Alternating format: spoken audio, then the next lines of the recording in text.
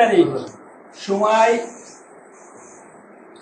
প্রায় আনুমানিক 1:30 ঘটিকায়, ঠিক আছে। বাবুগঞ্জ থানাধীন পুত্র কাকি গ্রামস্থ মোহাম্মদ ইনামুল, পিতা আলতাফ হোসেন, মাতা শিফালি বেগম এর বসতঘরে তল্লাশি করে তার বসতঘর থেকে ইয়াবা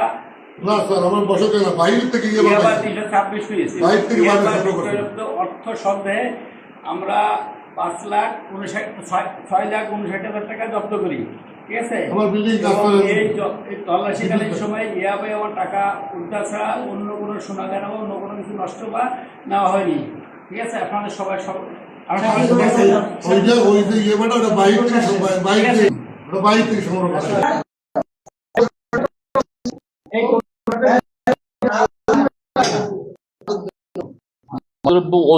নিয়ন্ত্রণ